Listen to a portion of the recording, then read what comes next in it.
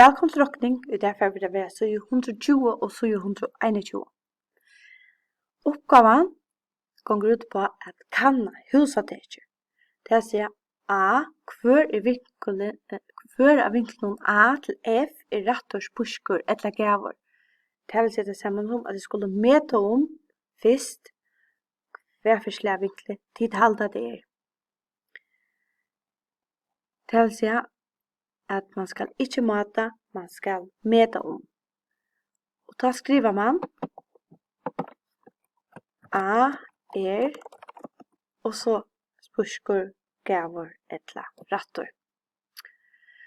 Men i B stendur bruka vinkelmatar er mata vinkelen av husatekken. Og da kanskje har man bruk for at man kan venda vinkelmataren, men kanskje som er få bruk for at venda bautjene. Og så kan man vende her, og så legger man etter av nålsikna, og så matar man mot ordene. Etla man vender til hendaveien, og matar vi ordene. Vi skal legge det av så les bare. Her. Og så tar jeg min vinkelmatar og setter den av her. Så sutjer jeg nå at kanskje det er som tør for å sutja akkurat tog at linjene ikke er så lange.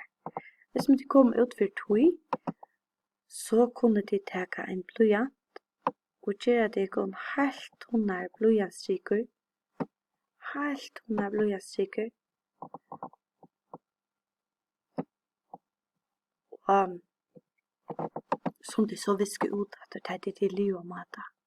Så kan de legge vinkelmataren og minst til å være av men jeg synes ikke godt det var ikke ordentlig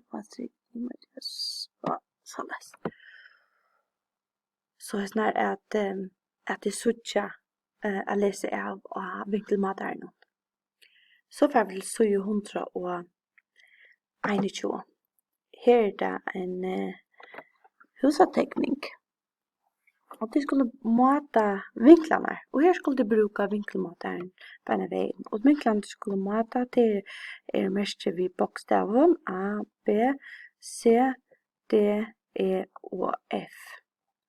Så tar jeg til vinkelmataren og legger den av. Så tar her, så må jeg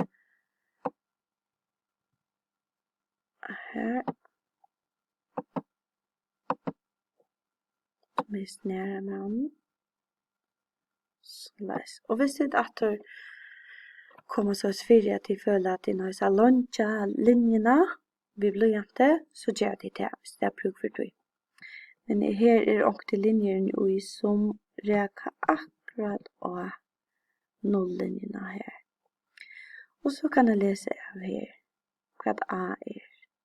A er her, og så da 0, og så atler man opp til hvis jeg sørger at så da 120 er A.